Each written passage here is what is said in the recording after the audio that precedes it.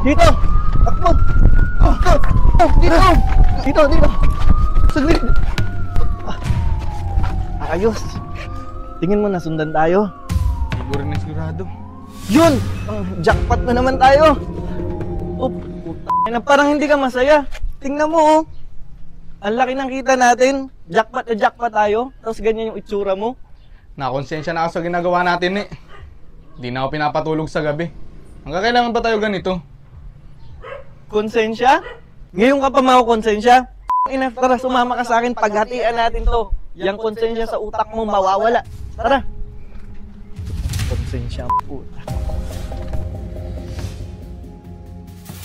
Handa mo. One last job na to.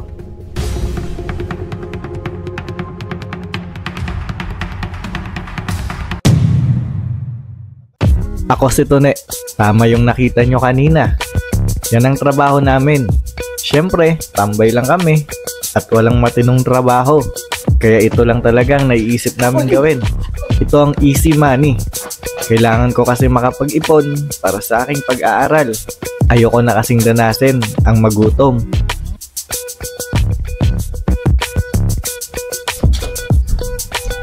Ay, success na naman lakad namin. Ay, konti na lang. Makukumpleto ko na yung mga gamit ko sa school. Ayos. Nakatapos ako. Hindi na ako magugutom. Pinapangako ko yan. Yosing ate. Tagal oh.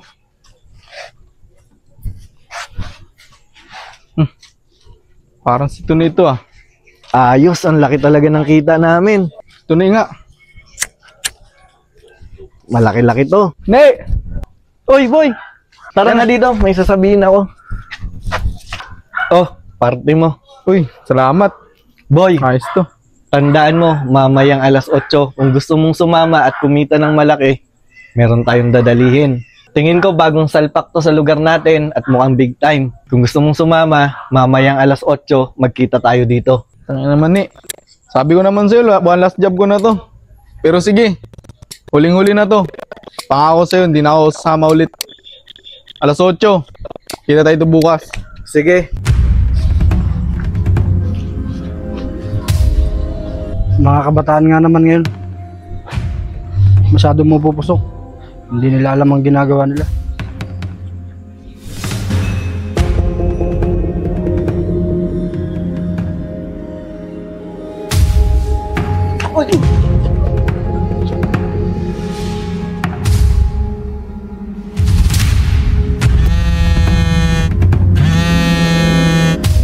Hello, Boss Anjo? Hello, nasaan ka? Punta mo ako dito ngayon sa Malaswag Street, may papahatid ako sa'yo. Sige po, papunta na boss. Sige. Sige.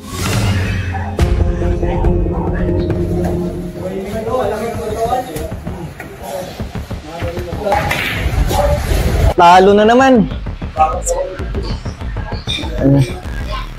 Patay. Wala na akong kapera-pera. Naubos ko na naman yung pera ko. Kailangan ko talaga dumiskarte mamaya.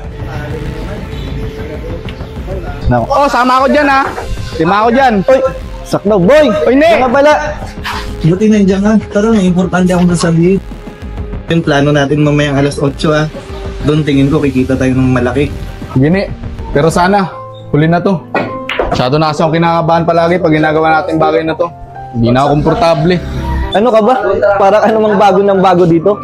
Sa tagal na nating ginagawa ito, kailan ba tayo nabulilyaso? Boy, magtiwala ka lang. Pangako, yung hinihiling mo, makuha lang natin ito ngayong gabi. Matutupad na yan. Ano? Kita na lang tayo mamaya alas 8. Sige ni. Sige. Tungna na ako.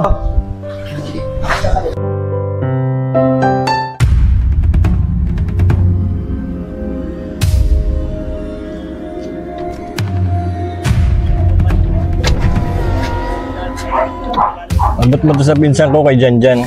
Kailangan yan, importante yan. Sige boss, ako na pambala dito boss. Sige.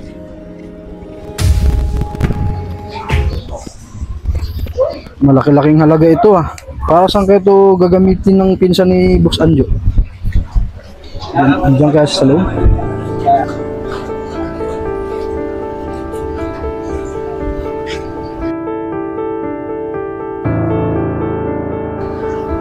Tao po! Ano yun? Tao po! Tuloy ho kayo. Ay, magandang hapon po. Ito na yung pinapaabot ni Boss Anjo. Diyan, ito nga pala yung pinapaabot ni Boss Anjo. Uy, ikaw pala Kuya Rob. Maraming salamat. Sige, Pasensya walang ano. lang kay Kuya Anjo. Maraming salamat. May pang-opera na ako. Sige, walang anuman. Dito na ako dyan. Sige, ingat. Maraming salamat kay Kuya Anjo. May pang-opera na ako.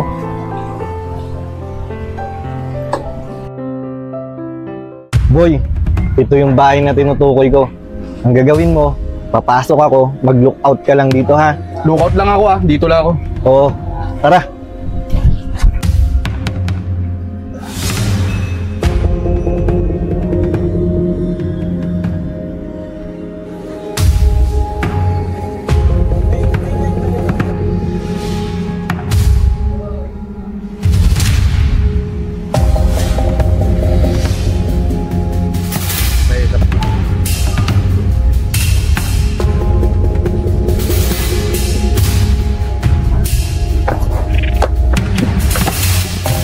Ang sombrero nito ah.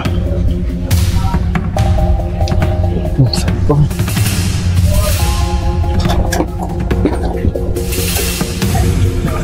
Ito.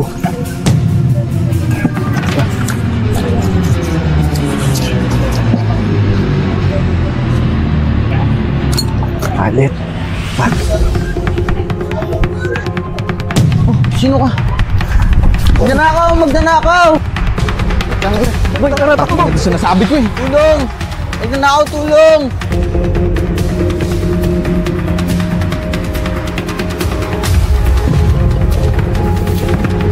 Kerap, kerap.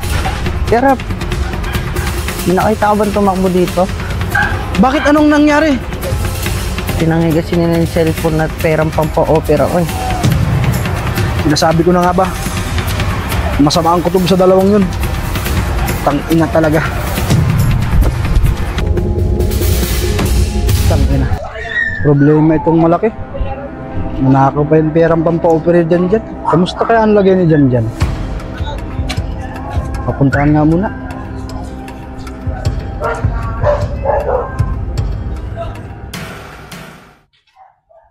Tao po. Jan? Tao po. Wala sumasagot ah. Jan? Jan? Jan? Kamusta ka na Jan? Manambit di kayo sumasagot si Jan Jan. Jan? Jan? Tangina, patay na ito. Wala na itong pulso. Kailangan ito malaman ni Boss Anjo. Kaya na, ayusin na. Buhay ka pa ba? Alam mo niyan pare. Di naman ganyan yan eh. Mamaya, 1v1 tayo pare. Pare, kagabi yung ako, grabe. Tangina naman, puro na ng babae sa'yo. Yung hirap sa'yo eh. Tangina. Pare, wala. Ano, yoko na gayong eksena talaga, pera pare. Kaya parang si Kapipot yun ah. Kapipot ba yan? Parang hindi. Nakakulong yun siya, di ba? Oh, pagkakalam ko, nakakulong yun. Sabi sa akin ni mama eh. Ano, bro? Pero parang, Kapot? Puntaan mo. Kapipot! Uy! Kapot! Nakalaya ka na pala. Kumusta Kapot? Kamusta ang buhay dun? Nakalaya ka na pala. Oo, awa ng Diyos, boy. Siya nga pala, doon na tayo mag-usap sa bahay. Kapot! Pre, tumana kami pre ha. Sige, pre. Kapot! Naka-ready na yung pagkain. Tara, kain na tayo. Halika muna dito, boy. Mag-usap Uy, ano muna yun, tayo. Kapot? Ano itong nababalitaan kung nasasangkot ka raw sa mga nakawan? Saan mo na naman nabalitaan yan niya? Kung papaniwala ka sa mga pinagsasabi niyan, layan, mamagaw sa buhay, walang katotohanan sinasabi nila. Alam mo naman, boy, kung anong sinapit ko, kung bakit ako nakulong, di ba? Pinagdusahan ko lahat doon. Hanggat maaari, boy, itigil mo na yung mga maling gawain mo na yan bago pa mahuli ang lahat. Sa katotohanan naman niya, kaya ako nagagawa yun. Kailangan ko tumulong kay nanay. Hindi mo rin naman alam kung ano nangyari sa amin dito mula nung nakulong ka. Hindi lang alam kung paraan eh. Sumama kay Tony. Doon lang may madaling pera. Yan, yang si Tony na yan. Alam mo namang perwisyo sa lugar natin yan. Bakit doon ka sumasama? Boy, tandaan mo, pag kayo napahamak sa ginagawa nyo yan, sa kanyo malalaman sinasabi ko kapag nagkabulilyaso kayo. Baka pag nagkahulihan, iipiting ka rin yan. Di naman siguro ganun si Tony, ya. Kilala ko yun. Hindi ako iiwanan nun. Marami na ako natulong dun. Imposibleng iwanan din ako nun. Sige, ikaw ang bahala. Desisyon mo yan. Tara, kain muna tayo. Tara, ya. Hello, Boss Anjo. Okay lang, Rob. Napatawag ka. Natin mo ba yung pera kay Janjan? Kailangan yan sa ospital sa lalong madaling panahon. Yun na nga ibabalita ko, boss. Wala na si Janjan, boss. Ano? Putang ina. Ano nangyari? Di ba pinatid ko yun sa'yo agad? Opo, boss. Nahatid ko mismo kay Janjan yung pera. Sa kasamaang palad, konting oras paglabas ko, merong pumasok ng mga magnanakaw. Putang inang mga kawatan yan. May lead ka na ba kung sino yung mga yan? Opo, boss. Katunayan nga, hinabol ko sila nung gabi na yun. Hindi ko lang naabutan, masyadong madudulas yung dalawa na yun. Sila yung dalawang pinamamatsyagan mo sa akin, boss. Sila pala yung mga yon. Maghanap ka ng kasama at dalayin mo sa akin ng mga hayop na yon. Pero wisyo na sila sa teritoryo ko. Kailangan ko na maglinis ng mga salot. Okay po, boss. Lintik lang walang ganti.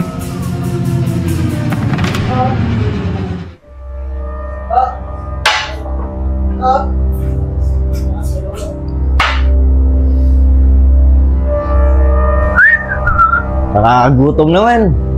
Ano kayang ulam? Ay, ano kayang ulam? Wala na namang ulam. Kapalaman ang mukha mo. Uwi-uwi ka dito, gutom ka. Para kami pinatago ah. Siga ka ba? Ha? Tore? Ano nababalitaan ko na kumakalat na mga nakawan daw na kasabwat ka. Dalawa kayo ni Buboy. Ipaliwanag mo nga sa akin yan. Hindi maganda yan. Kalokohan? Saan mo naman narinig yung mga ganyang balita, Chong? Eh ikaw, anong pinanggagawa mo? Kaya ka iniwan ng asawa at anak mo dahil dyan sa kakainom mo. Tignan mo ngayon yung buhay mo. Wala kang pakialam kung anong gusto kong uminom. Ito tatandaan mo, Tony. Oras na may mangyari sa'yo, huwag kang lalapit sa akin. Simula namatay mga magulang mo, sa akin kayo iniwan. Tandaan mo yan, Tony. Bumayas yan ka dito sa gawain na to. Ngayon din, hindi kita kailangan. Kailangan ko na pagbabago sa sarili mo bago ka bumalik sa bahay na to. Lumayas ka! Sige, Chong. Aalis ako ngayon. Pero tandaan mo, balang araw, may pagmamalaki mo rin ako.